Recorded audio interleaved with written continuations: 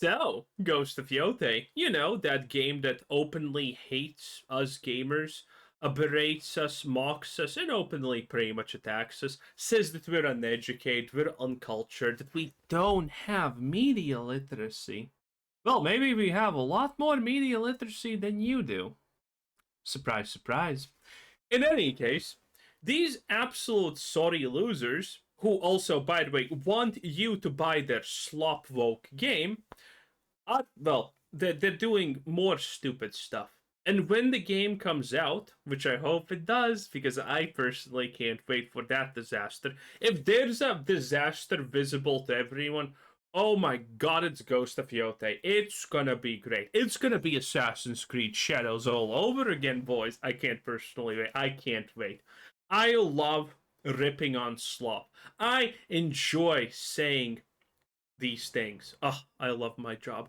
In any case, these people, surprise, surprise, have done something stupid yet again. And I mean, they have their head held up high because, well, they're morally superior to us boys, obviously. We've seen some absolutely horrendous posts be put on social media over the past 12 days because of the Charlie Kirk situation, and these individuals within the video game and entertainment spaces don't care about anybody but themselves, and they're just making it easier to ignore their products in the future. And while Ghost of Yotei is right around the corner, Sony definitely doesn't need the extra bad press, seeing as it's already faced several controversies, but that is exactly what is happening because every single post they're putting up, even the apology that the Sucker Punch boss released, was absolutely wrecked by gamers. You know they're not gonna apologize. This game from beginning hates us and is extremely woke, obviously. The main character, star inspiration, or whatever it's called, is an absolute radical, insane feminist that pushes propaganda and hates us, and she talks non-stop evil things. And Sucker Punch just said, no, no, no, we're not going to do anything about this, which is a statement in and of itself. Though, honestly, the true statement is that you hire an openly vitriolic evil person who hates gamers to do your stuff for you to begin with, which is way more telling, in my opinion. I have a few different things to show off, but before I get into the topic, if you enjoy the content I create, check out the links in the description, join the community in my live streams, and consider supporting through Patreon or YouTube memberships. Now, when you hire activists, you are going to get people who are going to ignore your game. People The last time, you know what happened last time when a game hired activists? We got Concord. We had Dustborn. We had Dragon Age Veilguard. We had South of Midnight. We had Mass Effect Andromeda. We had Assassin's Creed Shadows. And the list honestly goes on. The list unironically does go on. In the past couple of years, we have had so much woke slop, it's insane. And it doesn't stop because these people learn nothing.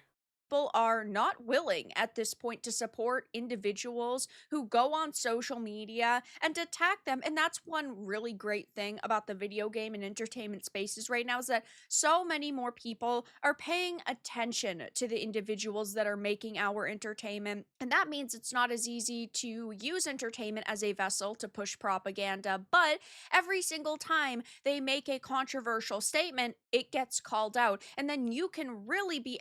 This is, by the way, extremely true and on point. There was a time, well, we're still kind of in that time, but there was a time like a couple of years ago, 2, 3, 4 years ago, when if you were in the online conversation about the game, you were already not representing the average person because the average person had no idea an online conversation about the game that they are gonna play even exists. But now, as time progresses, the average person is involved and knows about the conversation online about the game that they're gonna play. It's just how things have changed. And, considering there is no way for, shill media to control the narrative, there's no way for these game companies to control the narrative, they're gonna get absolutely wrecked. The indie developer will replace the old, completely out of touch with reality AAA industry. It's only a matter of time at this point. Educated on who you are monetarily supporting and the types of people who are getting your hard-earned money. And Ghost of Yotei has already faced so much backlash with them not continuing Jin Sakai's story and deciding to go with Atsu. We already knew that Erika Ishii was a controversial figure because she's an LGBTQ plus activist, and she's also self-proclaimed Antifa, which I don't think is what Sony needs right now. But because of the Charlie Kirk assassination, there's been a lot of people that have taken to social media to voice their opinions on it and either say how sorry they are to his family and also the individuals on Not on the left.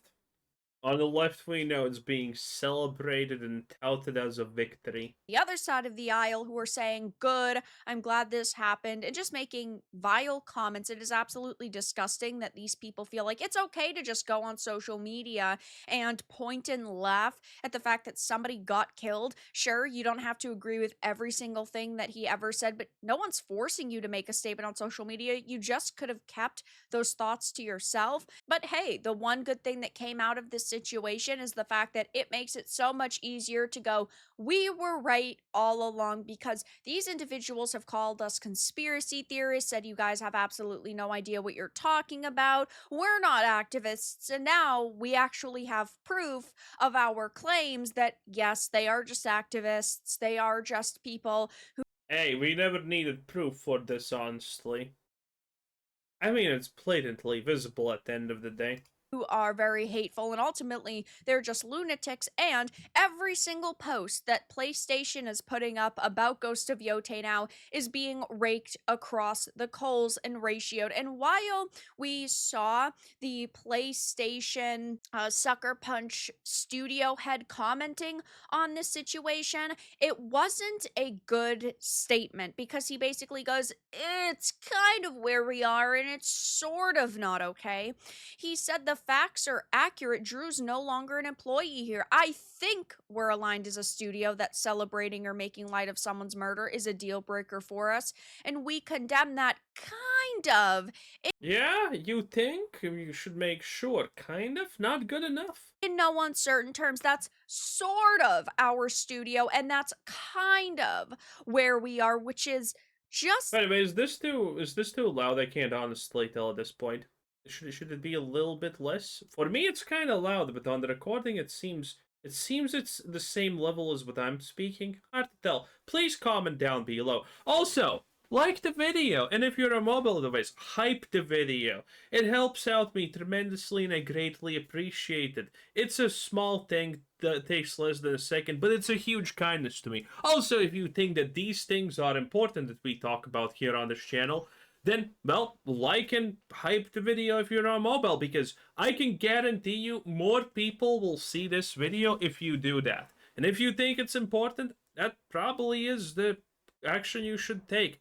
I think more people should know about these things. Such a crazy statement. It's like he went into this interview thinking that he wasn't going to be asked about this, and now that he was, he had to come up with an answer off the cuff. But it's a terrible answer, because he's not saying, no, it is not okay that you wish death came to somebody, and this isn't our studio mentality. He's saying he thinks they're aligned, which, first of all, I think that this really just cements the fact that he's lying, because you can't work at Sucker Punch and be the Sucker Punch boss and not understand that a lot of the employees you have are raging leftists. The voice actress you hired is. Oh, of course he understands that. This is a lie.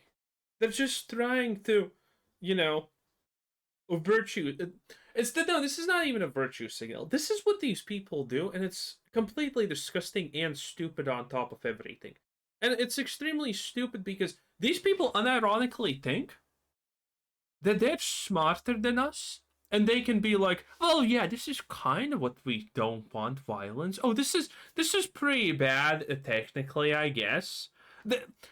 This is just them trying to be like, oh, look at the stupid people on the right. Oh, look at these stupid idiots. They're never gonna notice us saying this and not meaning it. While all the leftoids, brain damaged lunatics who belong in an asylum, all of them, are gonna be completely fine. They're gonna know. They're gonna know this was just a fugazi. Of course, it's just stupid. These people think that the unironic biggest problem that the left has is the fact that they really unironically think that they are morally, educationally, and in all ways superior.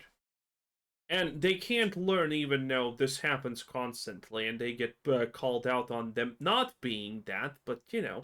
Antifa. She's an LGBTQ plus activist. You have someone like Drew Harrison making this post and several other people at the studio liking it and reposting it. You clearly know this and you're very clearly lying. Or I guess if he only goes into the office like once a year, maybe he genuinely doesn't, but I think that that's really far-fetched. Impossible. And he's saying that that's sort of our studio and that's kind of where we are, which just doesn't come across as genuine. And because it was, several days later, at this point 12 days, and when he made the post 10 days, you have to say to yourself, okay, this wasn't on like the top of their priority list. So it just comes across as, oh, we're really facing more backlash than we thought we would.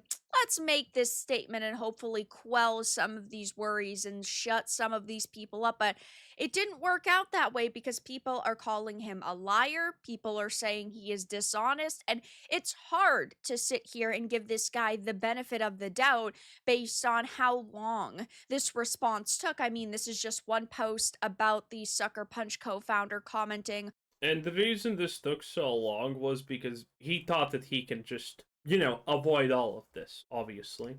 On the controversy. I was planning on buying it, but now I won't. Rainbow Flame. No!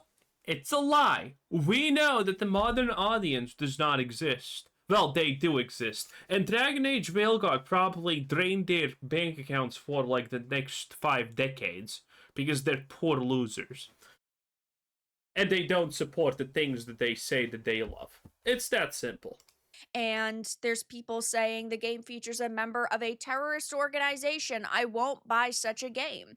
I'm a dev. Look, most devs are not like those crazy lunatics. Many times you don't know someone is that crazy until the opportune time where they reveal themselves. Another thing that I think is so funny is when Jimmy Kimmel was put on indefinite suspension. We saw That's the best part, by the way. He's not even fired. He's just on suspension, and he's probably coming back or whatever. Left saying that they were going to boycott Disney, and of course, for quite a while now, the right has boycotted. Didn't they actually, like, get a group to boycott outside of Disneyland? And then they went into Disneyland? Did that happen? The moral boundaries of the left. Okay, Disneyland's evil, but we do want to go in Disneyland at the end of the day anyway, so give and take kind of situation. To Disney, and the same thing is happening here. The left is boycotting a Sucker Punch now because they fired Drew and because they didn't allow this person to voice their hatred. Yeah, this has been... It's funny. Again, these people are never gonna buy the game in the first place. They're irrelevant. One of the big reasons why the left is also such a joke in these situations is because they were never gonna buy their slop anyway. Remember when AC Shadows came out and there was that guy saying, oh, look at that, it's a success. Paul Tassi, no, it wasn't Paul Tassi. It was one of those Vogue journalists, one of the really popular ones. And it's like, oh, go woke, go broke, and yeah, we know that Veilguard did go broke, and Assassin's Creed Shadows did go broke. Oh yeah, it was about Veilguard. And Assassin's Creed Shadows obviously only costed 116 million to make with marketing and everything, as stated by Yves Guillemot, the CEO of Ubisoft, the company who made Assassin's Creed Shadows, and it's on its way to sell 100 million copies already. Because reasons. This is unironically the lies of the left. Openly. And of course, there are people on the right who are boycotting it because they're upset that Jin Sakai was replaced. They don't support Araki Ishii, and also these comments because you know that there's other people in this studio who share the same mindset. There are gamers saying, you know what? No, it took thousands voicing their displeasure to drag these bozos out of their caves to denounce condoning murder. And it's been over a week. What they should have done a day later. I don't believe them. They're looking at the numbers and the criticism and they're not liking what they're seeing, which I completely agree with. If the developers include a Charlie Kirk statue in the game, then I'll genuinely consider purchasing it. But Well, apparently, being Antifa is okay. This kind of behavior has been going on for far too long. Gamers have voiced their disgust with how developers and gaming culture as a whole has spat on their beliefs and feedback, placating far left wing activism within gaming for well over a decade. Only when an innocent man had to die do we get any response or acknowledgement of said concerns. Until now, it has been widely ignored and left to fester beyond control. And this is just one of the many threads on the topic. It's got 800 comments, nearly 249 reposts, 2.7k likes. And here's another. This is the official PlayStation account talking about Yotei. It's got 9k likes, 1.6k. man, this game is gonna bust so hard. It's gonna be great. I can't wait until Yotei comes out. Oh man. I wonder if it's gonna be a semi-decent game in and of itself. I kind of really doubt that people are gonna just like the gameplay because I have seen you also probably have seen the comment in that game, right? It just looks awkward. Like there is no weight behind any of the actions, and the actions outcomes are pretty demonstratively impactful.